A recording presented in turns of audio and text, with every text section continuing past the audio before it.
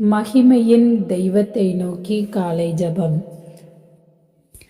மகா கிருபையும் இரக்கமும் உள்ள விண்ணக தந்தையே, இயேசுவே, தூய ஆவியானவரே, உம்மை போற்றி புகழ்ந்து பாடி உமது பெயரை மகிமைப்படுத்துகின்றோம்.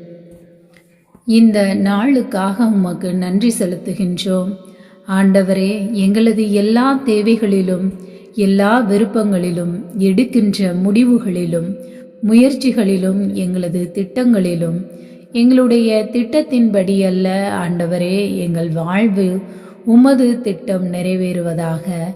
நாங்கள் உமது திட்டத்தின்படி வாழ எங்கள் வலக்கரம் பிடித்து நடத்துவீராக.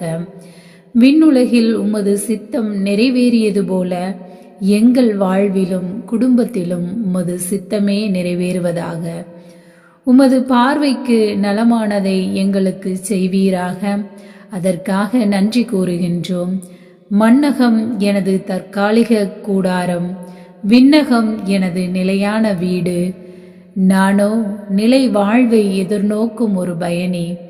நிலை வாழ்வு தரும் உணவாகவும் நமது பாஸ்கா பலியாகவும் விளங்கும் கிறிஸ்துவை தாங்குகிற நற்கருணை, திருச்சபையின் எல்லா ஆன்மீக வளங்களையும் தரும் இறை பிரசன்னம், அருட்சாதன வடிவில் நற்கருணை என் வழியுணவு என்பதை உணர்ந்து நம்பிக்கையோடு என் நோய்களை தீர்க்கும் அருமருந்து என்ற விசுவாசத்தோடு திருப்பலி நேரத்தில் தூய ஆவியின் வல்லமையால் அப்பமும் ரசமும் ஆண்டவர் இயேசுவின் திரு உடலும் திரு இரத்தமுமாக மாறுவதே நம் விசுவாசத்தின் மறைபொருள் என்பதை உணர்ந்து வார்த்தைகளை வாழ்வாக்கி உமக்கு சான்று பகர்ந்திடும் வாழ்வு வாழ வேண்டிய அருள்வரம் வேண்டி கேட்டு பணிகின்றோம்.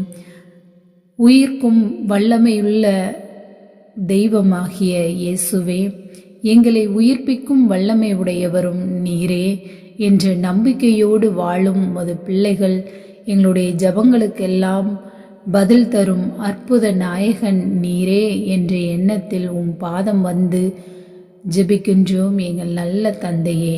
ஆமேன், ஆமேன், ஆமேன்.